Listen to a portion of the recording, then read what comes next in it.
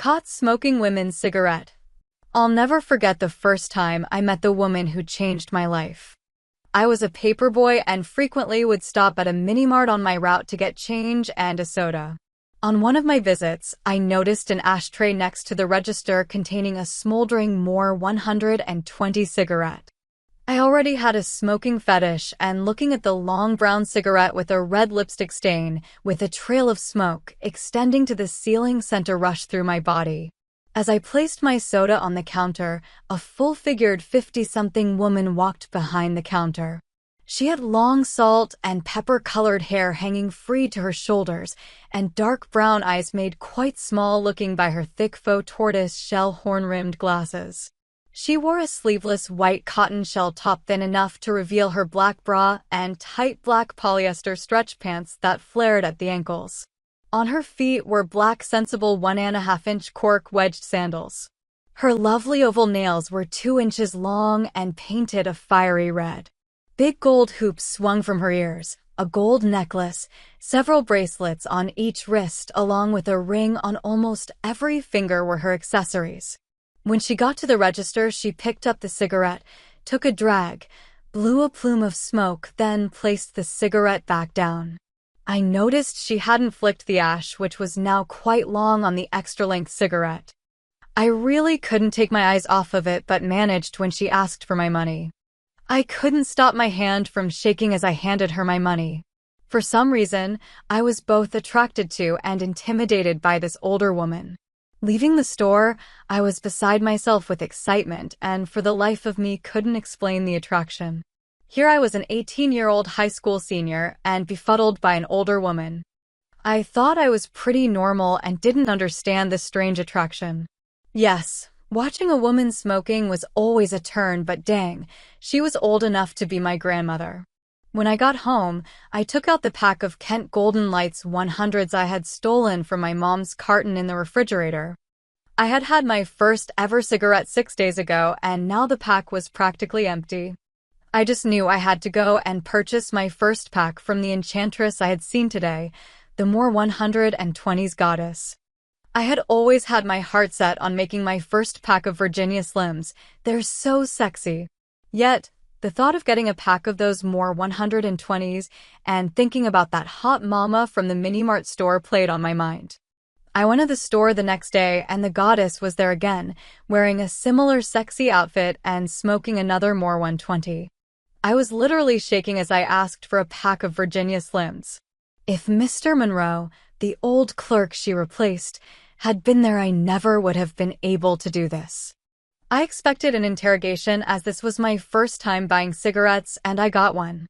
The woman leaned towards me and, half nodding knowingly to the 2 guys who always loiter in the store, said, "You aren't smoking, are you?" I had half expected this as I look much younger and showed her my ID.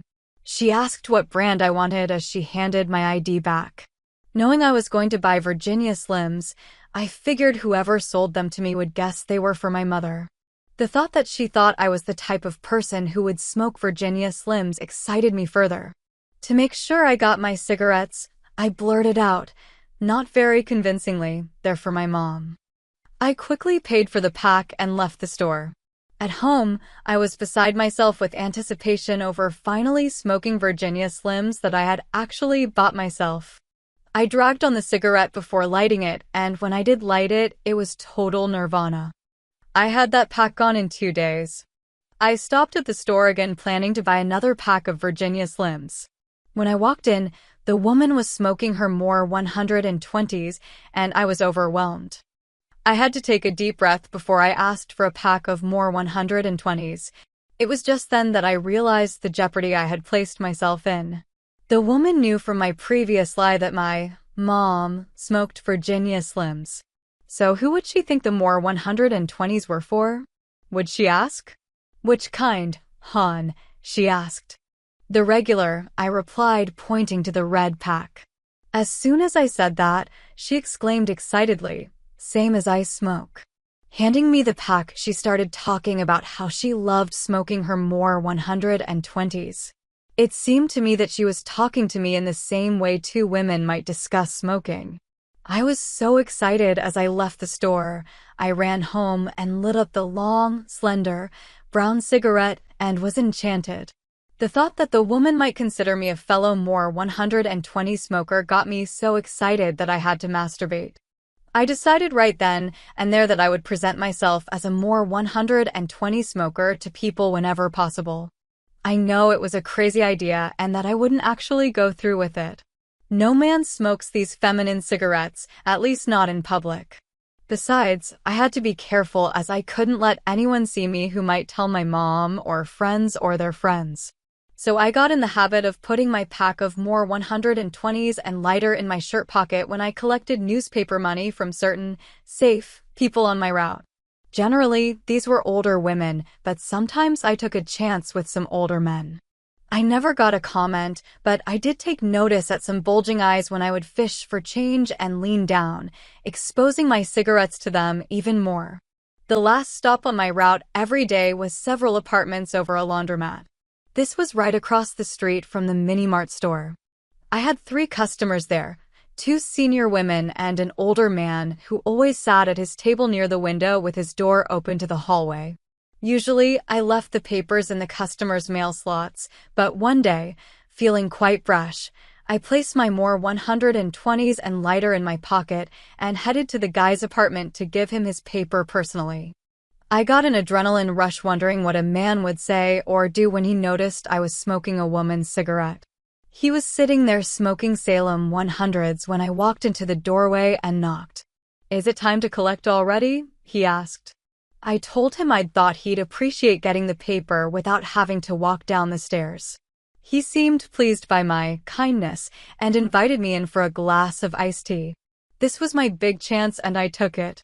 I had never smoked in public before, only in the safe sanctuary of my bedroom. I pulled out my long red and gold pack of more 120s and nervously lit one. "Whoa," he said, giving me the glass of tea. "You smoke those things, huh?" I've only seen old women smoking those before. "Yeah, I smoked Virginia Kent Golden Lights, but just switched," I nervously replied. OMG. What the fuck am I doing? I've lost my mind, and this guy is going to call me a queer or worse, he thought. "You know, Sylvia down there at the mini-mart smokes those," he casually mentioned. I gulped down the iced tea, put out my cigarette, and made an excuse to leave.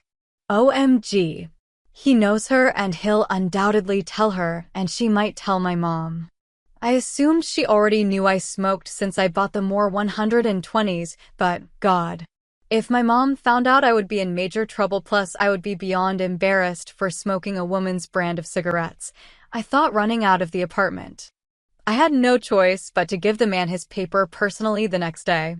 He mentioned that I'd left abruptly the previous day. I felt I had to make amends, so I agreed to have another glass of tea.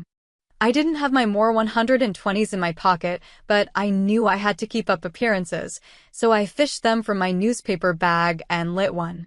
"Oh, those mores," he began. Then he totally freaked me out by saying, "When I told Sylvia yesterday that you smoked those too, she was kind of surprised.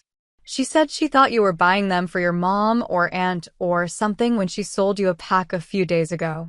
Shaking inside, I tried to remain cool. I took a drag and said, "Well, my mom doesn't know, but she smokes. Just not the more 120s. Hey, it's okay with me.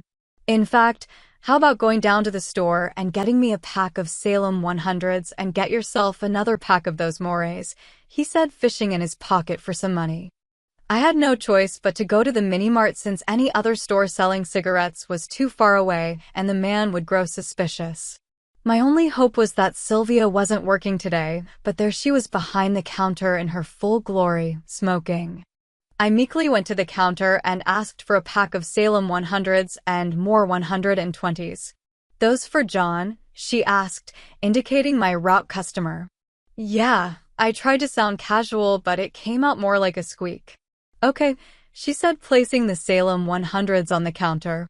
Then getting the more 120s, put them down in front of me and said, "Here are your cigarettes, hon." She looked at the 2 regulars who were drinking beer out of paper bags and added, "This boy smokes more. just like me. My face turned crimson, but at least she was accepting of my new habit. I murmured a thank you and walked out, but not before she yelled out behind me, "When you leave John's, I want you to come back here for a minute. I want to talk to you." Okay, I said, but I felt like crying. Stupid. Stupid, I'm a real dumbass for letting anyone know that I smoke these. Why does she want to see me anyway? She's not planning on telling my mom, is she? If my mom finds out I'm dead, he thought crossing the street. I smoked one cigarette at John's and then headed meekly back to the mini-mart. I was scared and decided to stop smoking. My fetish wasn't worth my mom finding out. I'd tell Sylvia that, and perhaps she wouldn't tell. Inside the store, she directed me to a backroom office. "You're awfully young to be smoking more and Virginia Slims. Why do you smoke women's cigarettes?" she asked. "The Virginia Slims are my mother's," I lied. The words had barely left my mouth when she slapped me hard across the face. "Do not ever lie to me again," she barked. I started crying as she told me she had called my mother last night. She had gotten the number from John, as all rock customers have my home number. I told her I was from a tobacco company and doing a survey. She smokes Kent Golden Light 100s. She said she was the only smoker in the house. When I explained my survey was on youth smoking, she told me under no circumstances would she allow her only child to smoke. "Yes, I know everything, Joseph Marcus Smith, including your name," she said with a broad grin. I was sobbing uncontrollably by then and told her I was quitting and begged her not to tell my mommy. It's too late for that now. However, I won't tell your mommy just yet. "As long as you obey everything I tell you from now on, it will be our little secret," she answered. I weighed my options. As far as just smoking, she'd probably ground me for a couple of months.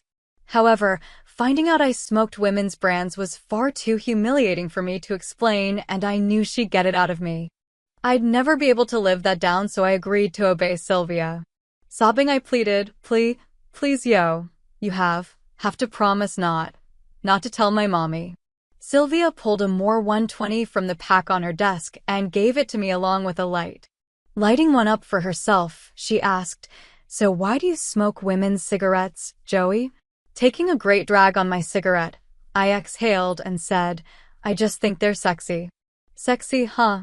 she said, not quite satisfied with my answer, but let the subject drop. She gave me a hug and added, "There's no reason to cry, Joey. Everything's gonna be all right." When I had calmed down, she outlined what I would be doing. She asked me when I left for school each morning, and I replied 8 a.m. She told me to come to the store each morning at 7 a.m. and spend an hour there. I would quit my paper route, and she'd make sure my mom didn't find out. Instead, after school each day, I'd report to her at the store and then go to John's place and clean his apartment. Finished with that task, I'd check in with her back at the store. I would then go to her nearby house and do chores until 6 p.m. when she got home. We'd spend an hour together, and I could go home at 7 p.m. Sylvia told me she knew several teachers at my school who would make up school activities that I'd tell my mom I was involved in so she wouldn't ask questions. "Do you think you can follow that schedule, Han?" she asked with a big smile on her face. It was then that I noticed she wore a tiny diamond stud in her nose. For some reason, that made her seem even scarier to me. "Yes, ma'am," I replied, still sniffling tears back. "That's good, Joey," she said, giving me a kiss on the lips. "Oh, look, you got lipstick on your lips. Actually, it becomes you. Plus, I think cigarettes taste better when I'm wearing lipstick. Here, let me put some on you," she continued, extracting a tube of bubble-gum pink glossy lipstick and applying it to me. "Take the tube," she said. I could tell from her tone that I couldn't refuse. We walked out to the front of the store, and she made a point of showing the men who seemed to always be there my lipstick. They had a hearty laugh at my expense and said I looked precious. I wanted to curl up into a ball and just die. I had no idea of why she was humiliating me so, but what choice did I have? Sylvia gave me another more, and one man said, waving wrist, "Oh, so sophisticated." Sylvia instructed me to leave and go back to John's. I will watch you from the door, and I want to see you drag on that cigarette 15 times between here and the apartment house door. Do what chores he has for you. Then before you leave, kiss him once on each cheek. He's coming over later, and I will look for the lipstick marks on his cheeks. Smoke the whole time you are there. John will tell me if you don't.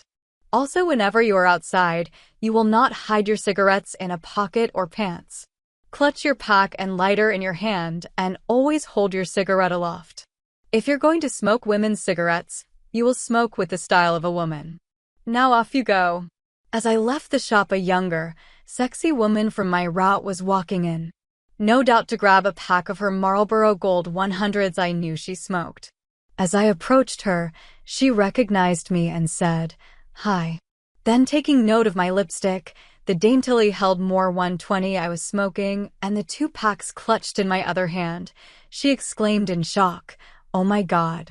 As I walked through the door, I heard her, Sylvia, and the men laughing. I walked outside and took my first drag and turned to see the group from inside the store watching me and laughing. Sylvia made a motion for me to scoot, and I headed to John's, puffing furiously on my more. By the time I made it to the apartment's door, my head started swimming from chain smoking the cigarette.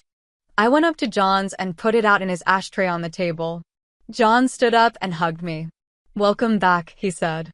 I lit another more and started cleaning his apartment. Over the next hour, as I worked, I chain smoked as John kept an eye on me.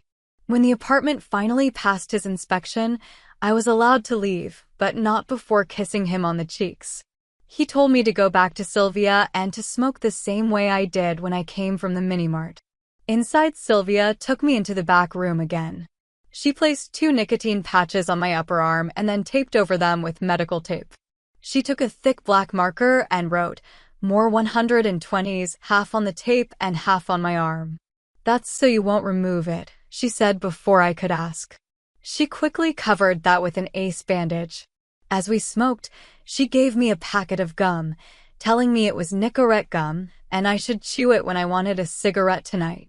She then gave me a red leather cigarette clutch case, put an empty pack of more 120s into it, and then added 3 cigarettes to the pack. She put my lighter and lipstick in the slot on the outside of the case.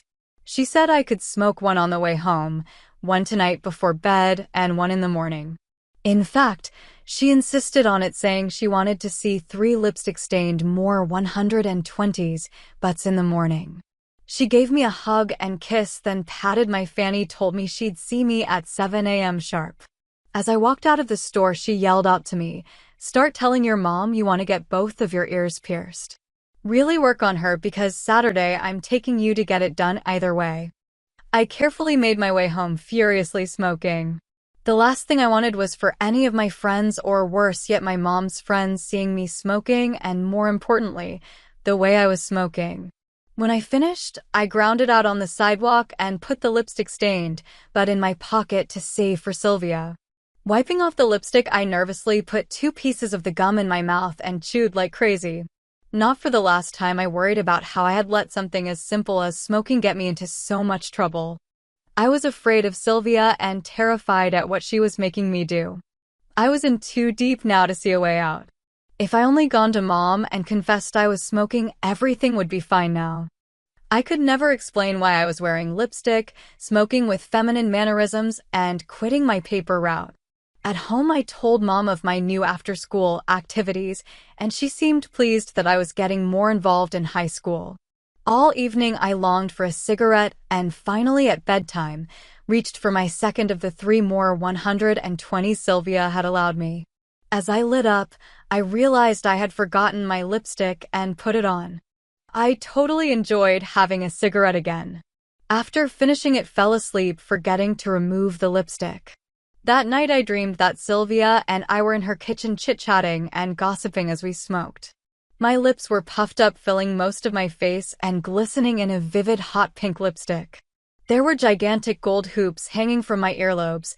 John was sitting beside me with my lip prints covering his beaming, wrinkled face and bald head. In the morning, I went down to breakfast craving a cigarette. I'd already been into the gum, but it wasn't the same as having a smoke. The aching was so bad, I didn't know if I'd make it.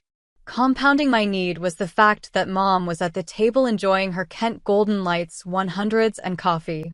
Mom, I want to get my ears pierced this weekend, I said, remembering Sylvia's command while eating my cereal. Really? Which one? She asked, somewhat surprised. Both, I replied.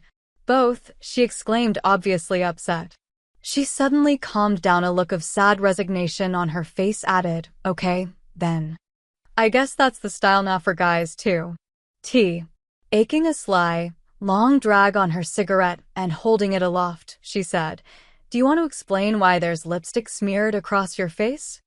I freaked when I realized I'd fallen asleep with the lipstick on last night. As my mom inquired as to why I was wearing it, I had absolutely no answer. I was speechless. Are you gay, son? Mom asked.